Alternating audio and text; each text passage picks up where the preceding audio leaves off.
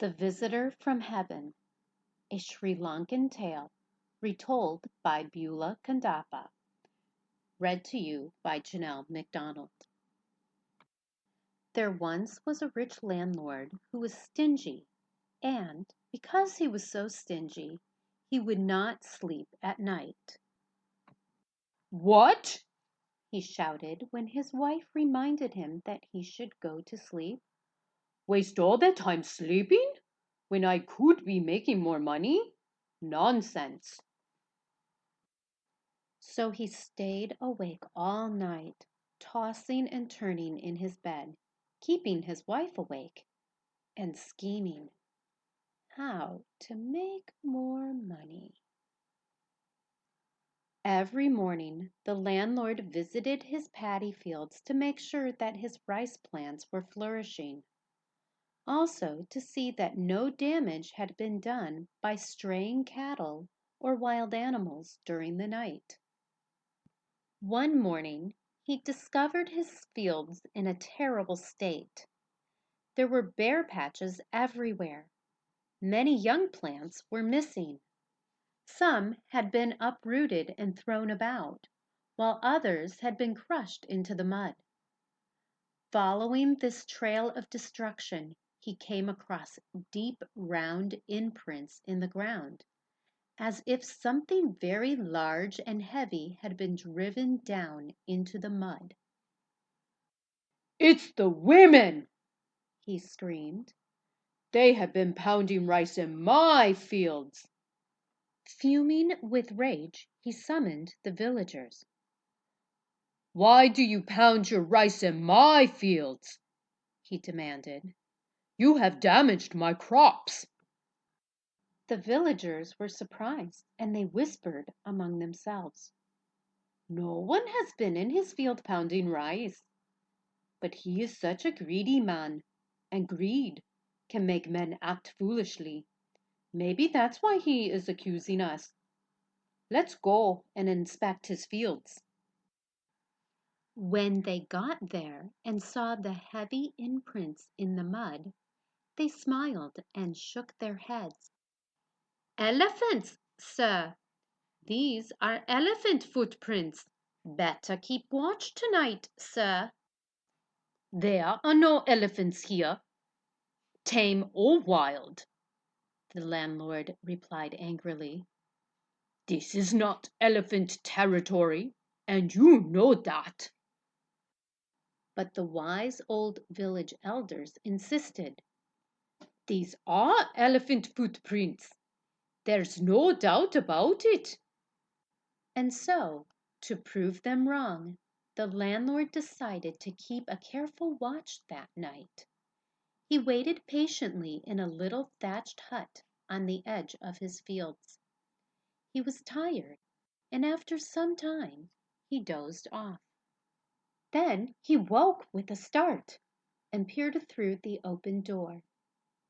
Night had flung its blue-black mantle over the world outside, but one corner of his paddy field was strangely aglow.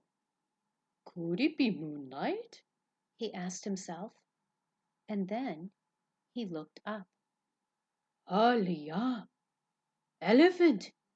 he gasped in astonishment. A shining white elephant was slowly floating down from the sky. He could hardly believe his eyes. "Am I dreaming?"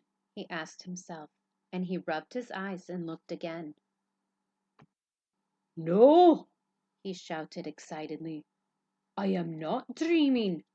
There it is!" Gleaming like silver, dazzling in the dark, an extraordinarily large white elephant was nibbling the green and tender paddy plants. The landlord was completely baffled. "What's the meaning of this?" he exclaimed.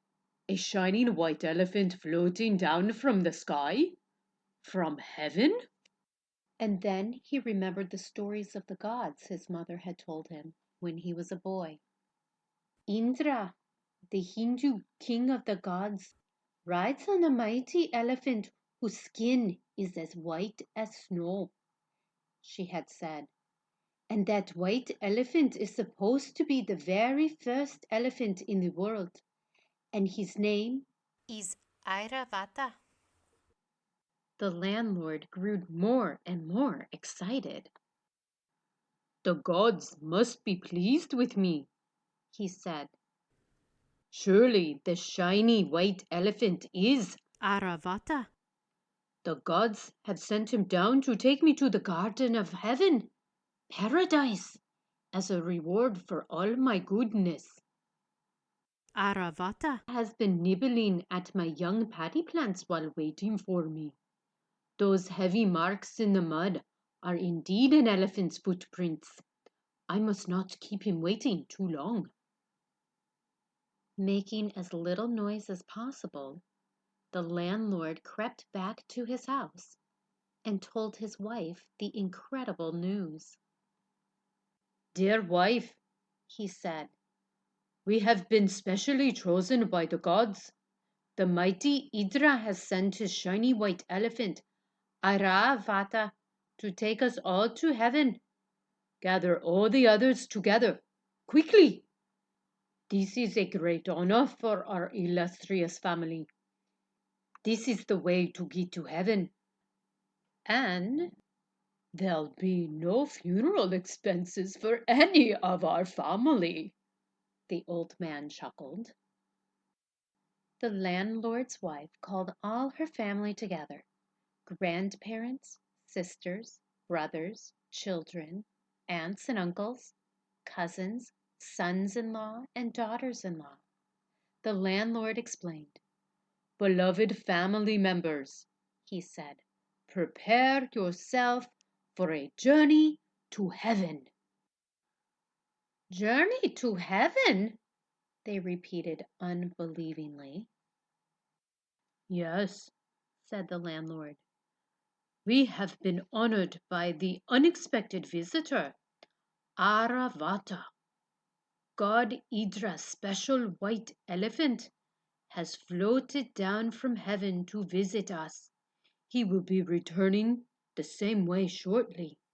Here is a chance for all of us to go to heaven together." "I will hold on to Airavata's tail, and then we will form a human chain. You, wife, hold on to my feet. Daughter, you hold on to your mother's feet. Son-in-law, you hold on to your wife's feet. And so on." They followed the landlord to the fields, and there, right before them, stood the shiny white elephant, Airavata, quietly eating the tender rice plants and making holes everywhere with his heavy feet. The landlord crept up behind and grasped the elephant's silvery tail. His wife held on to her husband's feet. Their daughter held on to her mother's feet. And, one by one, the whole family clung on to each other.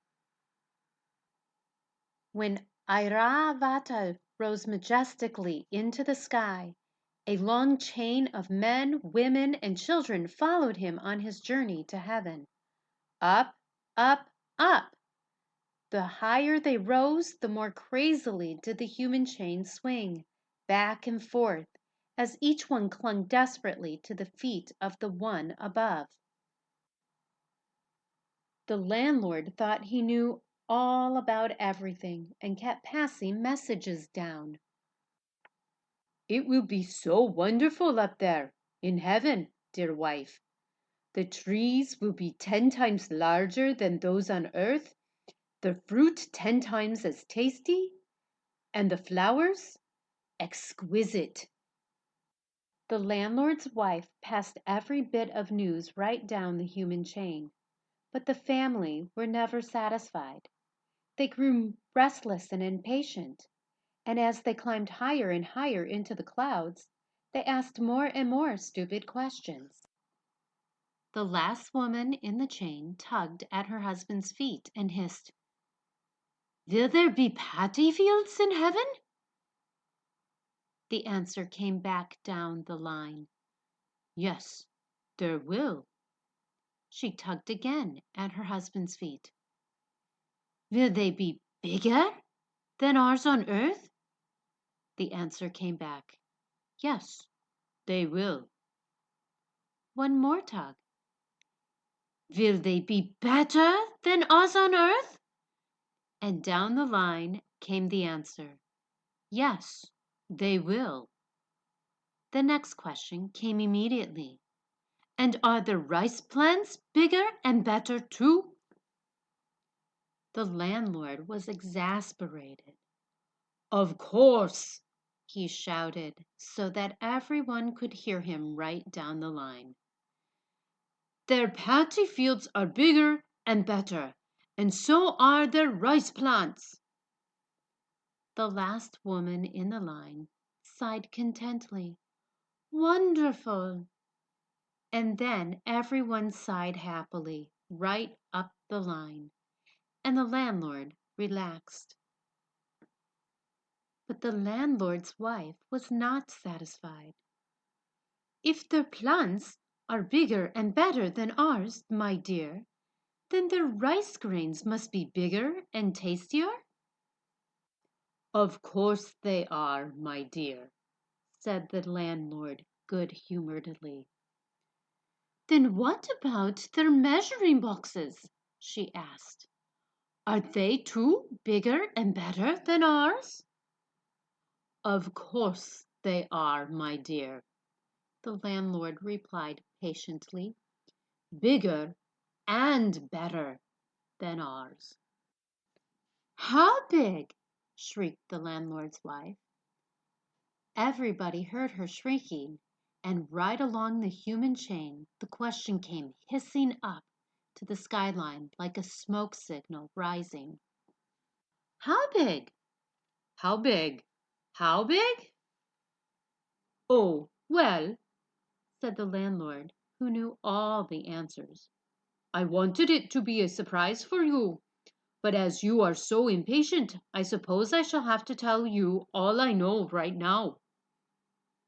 And then he shouted so loud that everyone could hear him right down the line. Their measuring boxes are as big, big as this. And he spread his arms out wide to show how large the measuring boxes were in heaven. And, in doing so, he let go of the elephant's silvery tail. Down, down, down, the whole human chain came tumbling. The stingy landlord, his wife, and the rest of their household, grandparents, sisters, brothers, children, aunts and uncles, and all. One by one, they landed with bumps, thuds, and splashes back where they started, in the soft, wet mud of their paddy fields. After that, no one asked any more silly questions.